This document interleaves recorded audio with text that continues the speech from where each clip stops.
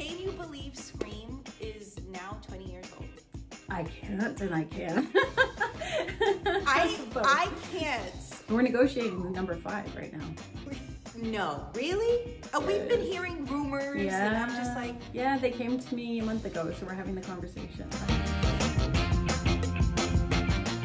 Nev, how are you? Okay, thank you. How are you? Oh, you know, just taking it day by day. How are you and the family holding up during this quarantine? You know, we're doing okay. We're managing. It's a very different world for all of us, and yeah, day by day. I mean, we just have to make the most of this situation because it is tough on everybody during this time right now. So hopefully we can get through this together. Yeah, hopefully. Absolutely. I think it's just a matter of being diligent, being safe, being conscious, having empathy for others, being thoughtful of others, and right. Yeah, keeping a positive attitude as much as you can, right? Right, absolutely. Congratulations on your brand new movie. I want to talk to you a little bit about that, which is great, Castle in the Ground. Tell us a little bit about this film. Well, you know, it's directed by a wonderful guy named Joey Klein. It's a drama about the opioid crisis. You know, obviously somewhat a heavy topic, but an important topic. It's about a young man, Alex Wolff plays a young man named Henry, who is taking care of me, his mother, who she has cancer, and it's how he slowly slips into an addiction. Which is such a very real, unfortunate situation. Have you had anyone close to you, any personal experience where you've had to be there for somebody who might have been going through a hard time?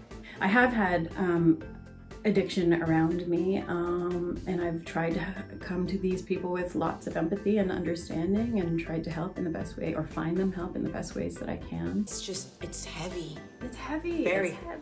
But it's something that needs to be talked about. It really does. You know, I think there was apprehension because of this time, the time of the release of the film. But to be honest, this film is about having empathy for people who are struggling and who are living in fear and living in an epidemic or pandemic. And, you know, I think it's timely in that way. Now, was the film shot in Canada as well? We shot in Sudbury, Ontario, which is where the film takes place. Sudbury is a small town in Canada.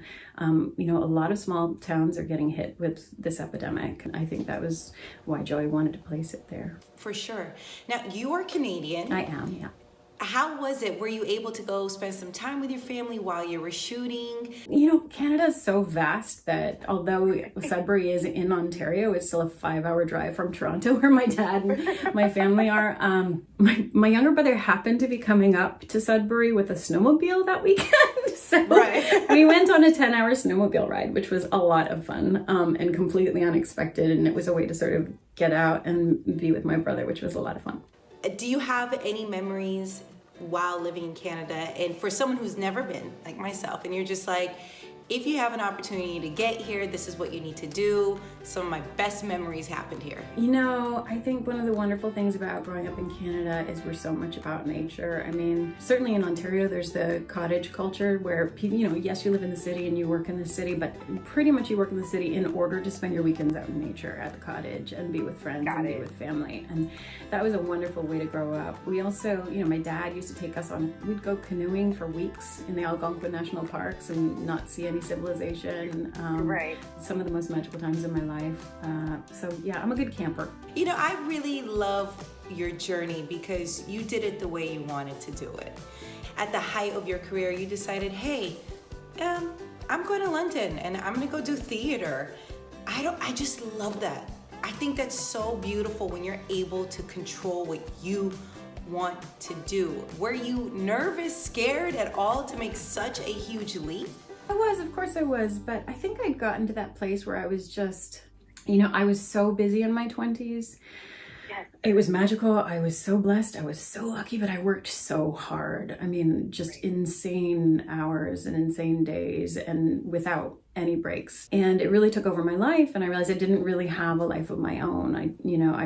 I just started to feel as though I didn't have perspective on what I wanted and the things that I cared about. It was more about what everybody else cared about. I learned so much. I learned more about my art. I learned more about life. I learned more about other cultures than I ever have. When you're confident in what you do and you love what you do, you're just, hey, I'm gonna do what's best for that.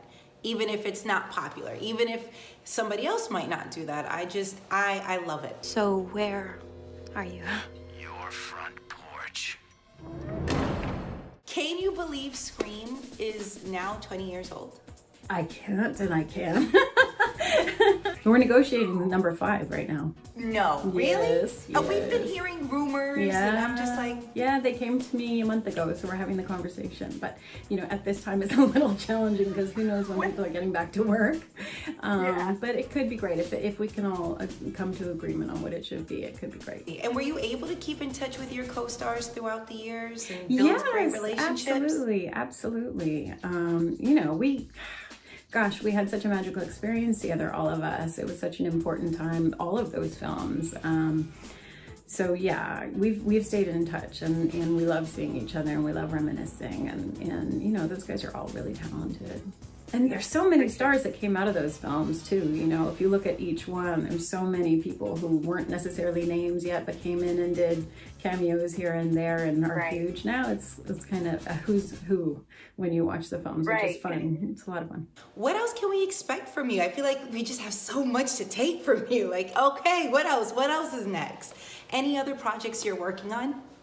So Castle on the Ground obviously coming out now. I did another film called Clouds, a really wonderful film about a young man named Zach Sobiek who was diagnosed with a cancer when he was 14 years old, and he wrote a song a couple of years after that went viral and became this massive hit because it was called Clouds, the song. It was so inspiring, and it's about how to go into death in a positive manner and sort of owning it, and to have that message come from a teenager touched millions and millions and millions of people around the world now. And I play his mother, and it's about his story. So that should be coming out. Oh, you're busy. You're busy. Yeah, so there's stuff. It's just how we all get back to work. I don't know how our industry yet is going to get back to work. They'll figure it out, but it's going to take some time. But we will get through this. Yes, we will. We will all get through this. That's right. Absolutely. Yeah. Well, Neve, thank you so much for taking the time to talk to us. Please say hi to your family and stay healthy during these times. And I'm just glad to see you on this journey. Really, really happy for you. Now that was one of my favorite interviews. What did you think? Like, comment, and subscribe to the Stoop channel so that you never miss out on the latest celebrity interview.